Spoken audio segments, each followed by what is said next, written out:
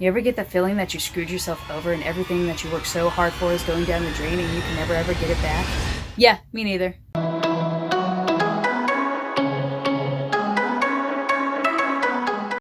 Hello everyone and welcome to my channel. I'm Ian Chaffin, author of a lot of books, sort of, and Nowhere Things. And today we are going to see how you can screw up royally on a series. And you might think I'm joking, but I'm not. But before we get to all that, let me tell you there's going to be a special announcement at the end of this video concerning a certain 100 subscriber giveaway. So be prepared for that. And now on to making fun of myself. And now on to giving you some heartfelt advice. Heartfelt. So a while back here on YouTube, I started my 6-month novel series. And yeah, that was great and awesome. And I was supposed to get done with the first book in my first series ever in 6 months because awesome. And not just writing it. No. Planning everything out, writing it, editing it, and getting it ready for market. Well, guess what? I didn't do that. So if you go and watch my little mini series, I try to work, each episode about, oh, hey, I'm going to do this in 6 months and do all that and follow this little guideline that I found on the internet and da-da-da-da-da. And of course, like I said, it did not work.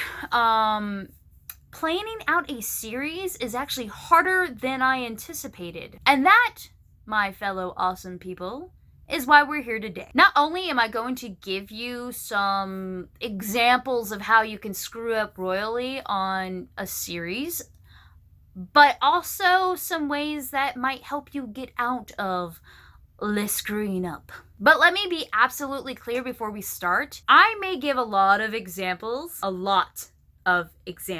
and how you can screw up with a series, but don't worry. There's always more out there. But in the same way, there's actually even more ways you can fix your series or more ways you can get out of your rut than what I could give here. This isn't an end-all be-all list.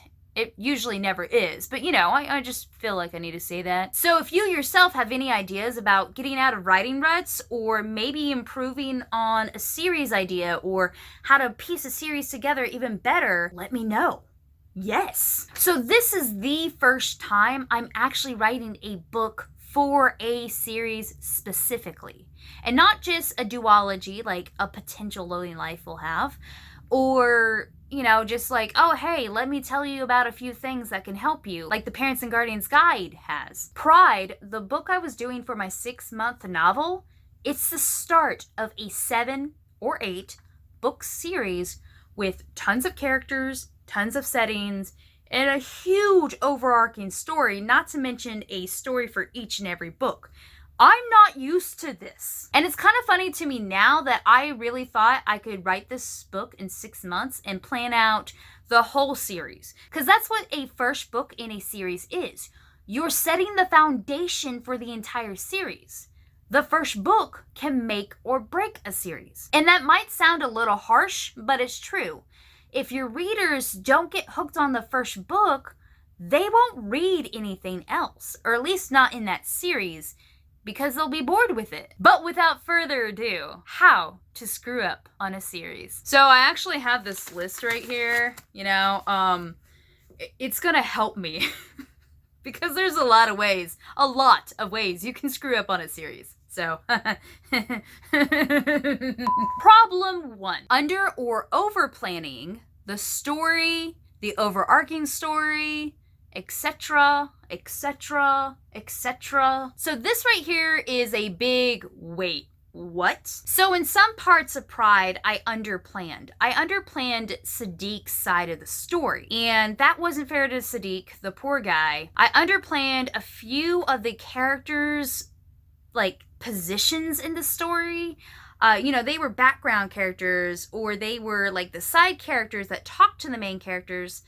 And I kind of did them dirty by not developing them enough in, previous drafts of the story. On the other hand, I overplanned some portions. I overplanned the significance of some people that actually I really didn't care for. I overplanned on Kai's point, focusing more on her than on Sadiq and Lavanya. And I overplanned on some of the little bits I really wanted in my stories. like symbols and stuff like that. And in the same aspect, I underplanned on some of the other ones as well. So it's a big mess. And, I really wish I could just tell you everything. Just let it all out. But I really don't want to ruin the story because I'm going to fix it. So, sorry if, I just give you hints because I don't want to ruin it for you, No spoilers, it's not even a thing right now. But yes, underplanning things and overplanning things, you can actually have both in the same story and in the same overarching story. And side note, if you don't know what overarching story means in this point, it's the story that goes throughout the series.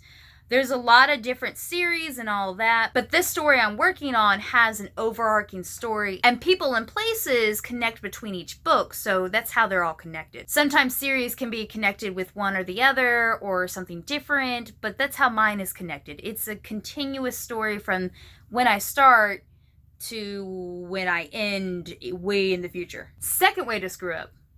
Focusing so much on one point, like the story, that you fail at another part. This kind of goes in with the last one. I focused so much on Kai's story that I forgot about Sadiq. And he's supposed to be a really cool, awesome dude. So I kind of hurt him, the poor baby. I mean, he's strong and brave and all that, so he'll get over it. But yeah. Way number 3, having way too many subplots. One of the most annoying things about this book, because it's a first in a series, is when do I start certain subplots and how much do I develop them within each book? There are some subplots that show up in the third book that I tried to introduce here in the first book. And even though that's okay, how it was hurting my story, or how it was pushing my story this way and that way, hurt my story. So it wasn't really okay, not for my story. Each and every story is different. Each and every book series and books are different. And you just need to be aware that just because something happens right here doesn't mean you have to start it here. So instead of starting a major subplot in the first book, I was thinking of pushing it to the second book and letting it really help those characters thrive more. On the other hand, some of my subplots in this book weren't actually subplots. They were subplots. They were random things that I can just push into other subplots to make those subplots bigger. So definitely watch your subplots. I'm just saying. Just watch them. Especially the romantic kind. Oh my goodness. The fourth problem is trying to plan the second book and the rest of the series and overarching story while planning the first book. Now, there's nothing wrong with this, but I was actually knees deep into the first book, and I was trying to plan the second book and all of that, and that does work for some authors, but for me, it was getting me even more confused. So this is why I've taken a step back, and I'm trying to plan out the whole overarching story and how everything's going to tie in, and major plot points that I would want in book 1, 2, 3, 4, blah, blah, blah. And then after that, I'm going to go in and then look at the first book and be like, okay, this is what I want for this, this, and this. How can I tie that into the first book and smooth out things a little bit better, So yeah, just one of those things. The fifth problem is publishing before it is ready just to get something out. So here's a little secret some of you may already know. I actually published Pryde on Amazon as an ebook. Here's something else you may not already know. I took it down because I saw how terrible it was. And I know I might be over-exaggerating that because some of my beta readers were really excited for it and they were like, oh, this is amazing. But there was just something just twisting in me. If this book was going to be a standalone novel, it would have been fine. But since it's the cornerstone of an entire series, not just a duology or a trilogy, but an entire series, I needed to improve it. And I took it down. And one person even told me, are you serious? Oh my gosh. And I was like, yes, I am. And I'm also insane apparently, but okay. The sixth problem is trying to rush the process. So this goes in with the last problem. Yeah, the reason why I had published so early is because I was trying to rush everything. I had published Pryde either last year or the year before. I'm pretty sure it was last year. And I was trying to rush it out because all I had was Loading Life and The Parent's Guide. And I kind of felt like I was falling behind, you know? And of course, this is a very personal problem. Like, you know, more on the me side than the actual book side. I felt like I was falling behind on trying to become an awesome, great writer of the 21st century and all that loveliness. And it's a lot to unpack, and I can't just unpack it in this video. It would take like maybe 5 videos for me to unpack my baggage. Excuse me. But it's true. I was trying to unpack it because out of the 2 books I had published, only one of them was a novel. And that novel came out in 2017. You know, I was like, oh my gosh, if I don't get this book out, I'm gonna fail and all that. And like I said, a lot of baggage. But if you feel like I did feel, let me just tell you, it's okay to take 10 years on your novel. Put your passion into it and don't worry about rushing. And each and every author, each and every one of us is different.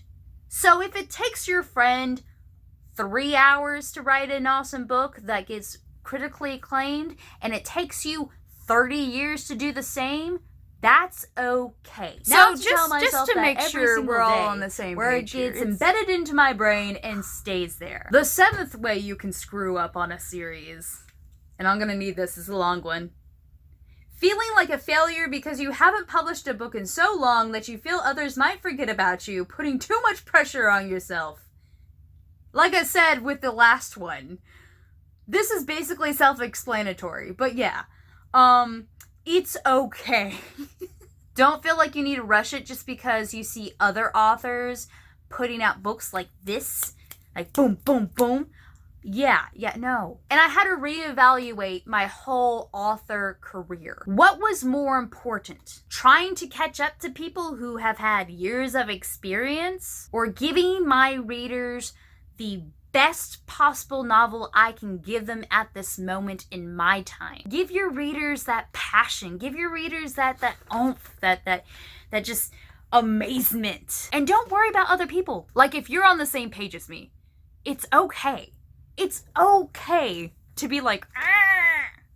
It's just an author thing. It's fine. But don't let it get to you that much. So the 8th way to screw up. Yes, there's more. Juggling multiple main characters, making one better than the other. So I've actually mentioned this before because for me, you know, with some of the other points, this was a main problem of mine. But it might be a separate problem for you. In all honesty, y'all, this is one of the hardest things ever. Because with the World of Nectare, with this series, it's all about how one person views something versus how another person views it. That's why I have 3 characters in a story giving you the story from their points of views. You know, I want you to see Kai's point of view. I want you to see Lavanya's point of view and Sadiq's point of view. And I want people to see that. Because when you get to the 2nd book, there'll be 3 or 4 more characters. And the 3rd and the 4th and the 5th. There'll be different characters telling you the story of like, oh my gosh. So if I fail on one, it hurts the other 2. And in all honesty, I was really hurting with all 3 because even though I was like very much improving on Kai here, over here I was failing because I was actually improving on Sadiq at that point as well. And it's so weird. And I'm so glad I had seen this, because I think this is the reason why I had pulled Pryde back off the shelf, because I wasn't confident in Kai or Lavanya or Sadiq. I want to make them better for you, for the readers. So definitely keep that in mind if you're having problems with your series or with just your book, you know. So now you might be wondering, okay, Liz, we did all this.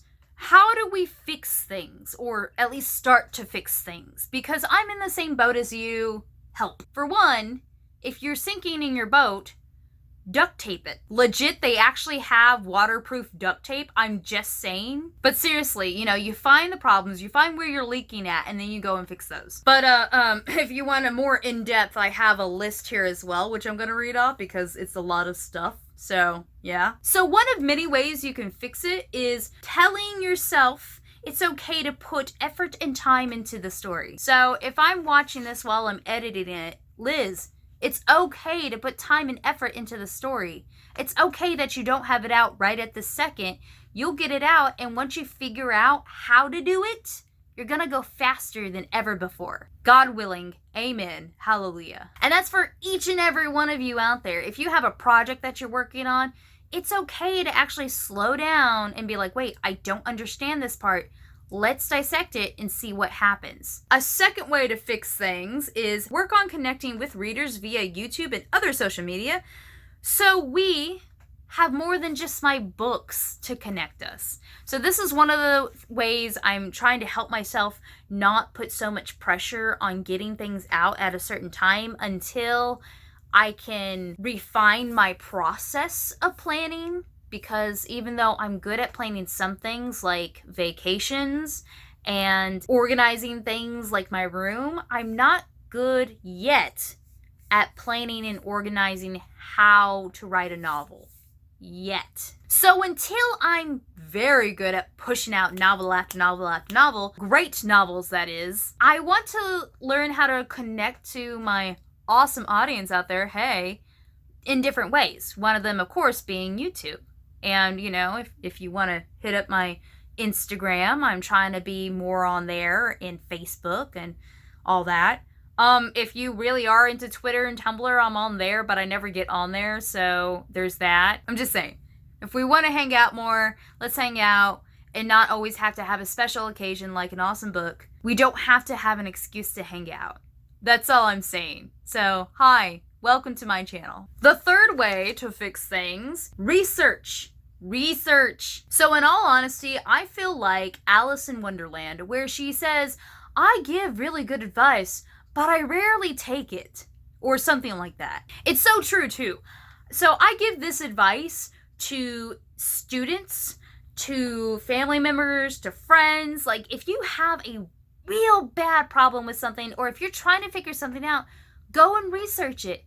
We live in the age of the internet. Of course, not everything on the internet is true, and you should use common sense and go, does that sound right when you look something up? But at least take the time to research it.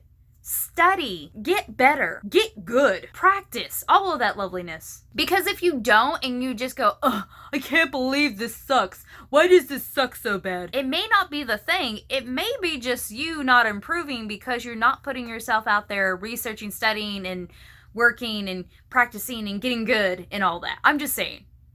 Maybe it's you. And don't worry, I'm saying this more to myself than you all. One of the ways I am researching is specifically looking at Pinterest and stuff like that. I like researching on Pinterest. It's just fun that way. So I've researched how to write a novel, how to write a series. I'm going back and looking at books that I've read before, like the fantasy one, and the Save the Cat Writes a Novel, which I haven't finished yet, but I'm trying to. And I also picked this up.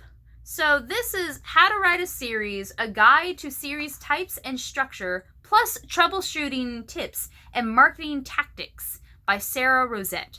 So if you don't know who she is, she has written some of my favorite series that I've just recently found, including the High Society Lady series, it's a murder mystery series, and I don't know the full title of the series. And also her other one called On the Run series, and I haven't even started her first series, which is like murder, insert things here in the book. It has a real title. I'll put it up on the screen.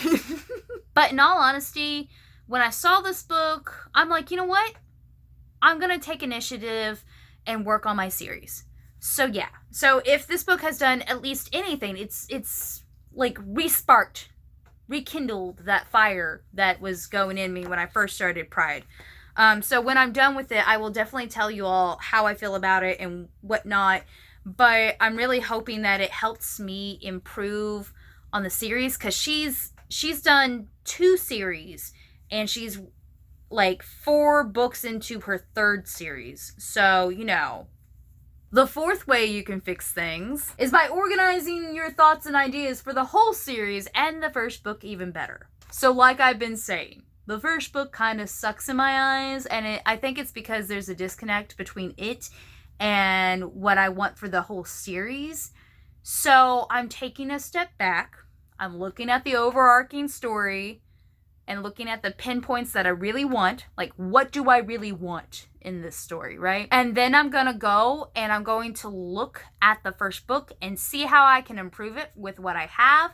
Do I need to change anything? Do I need to fix anything? Do I need to put anything around? So organizing my thoughts and ideas better will help overall, because I've been very sporadic. Kid you not, I have about 3, maybe 5 random notebooks filled with ideas for this one series. So I need to gather them all together and look at them again. And the last way I'm trying to fix and improve my series, and so can you, is thinking of other ways to solve my problems within my book. So I'm not just talking about problems I'm having, like thinking of stuff and trying to put things together, but I'm also talking about what the characters are experiencing in the book. Kai has a problem, yes. How can we make that problem even worse for her? And what would that do to her story to improve it? How will she react? So here's a very good example from the book itself, and I'm pretty sure it won't spoil anything because I don't know if I'm going to go with it or not. So yeah. So in the original 5 drafts, and yes, there were 5, and the final one that I had put up on Amazon, Lavanya did not know about Kai's curse until later in the story. The other night when I was about to go to sleep, because ideas always come when you're about to go to sleep, I had this idea of, what if Lavanya knew about the curse from the beginning? How would that change things? And I haven't actually delved into that, but I'm about to. And see, this is one of the ways you can help improve your novel. Think of things that you can do. Like, what if instead of person A and person B getting together, person A gets together with person C? Gasp! How would that change your novel? Or instead of it being stuck in the 18th century, what if it, like, part of it was stuck in the 18th century and part of it was stuck in today century? Even if it doesn't make sense to your novel, even if it never shows up in the final draft, take a problem you're having, like, okay, you know, Kai isn't being open with everyone, and she's kind of being very secretive because she doesn't want anyone to know about the curse. And then list out the ideas that could change that or could make it better. You know, what are some ways that I could expand on my potential? Because guess what? You can think outside of the box, yes, but you're the one that made that box in the first place. So what are the limits you put on your own story, and can you expand them? Can you break out of them and add to them? Guess what? You can change your box. So thank you all for joining me today. I hope you enjoyed that. I hope you liked it. I hope it helps you with your stuff, because it kind of helped me with mine. So I wanted to give you all, you know, some of that stuff. Some of that awesomeness. I wanted to show people that no matter if you're just starting, or if you have 2 books like I do, or if you're way into your author career and you're making millions or whatever, you can have problems, and that's okay. You can screw up on something, mess up on something, and still fix it and make it better than it was. Better than you could have imagined. So I hope that no matter where you are on your journey, this has helped you a lot. It has certainly helped me, and it will help me again when I edit this, so yes. And so I want to hear from you. What do you all think? Do you have any more ideas I can use to fix my series? Or have you had royal screw-ups like I have? Because, you know, I always like feeling like I'm not the only one who messes up. Just saying. And thank you all again, and I'll see y'all later, alligators. Bye-bye. Wait, before you go, I have a special announcement to make. I want to say congratulations to Havala for winning the 100 subscriber drawing. I am so excited, and I hope you are excited too. I'll be in contact with you, Havala. I think it's Havala, yes. I'll be in contact with you soon, though. And thank you to everyone who entered, and thank you to everyone who is like watching my videos and just being all excited. So thank you all, and I'll see you next time. See you later, alligators. Bye-bye. Goodness, I can see like one of my fans in the future going, and you did this, and I'm like, wait, I did that? What?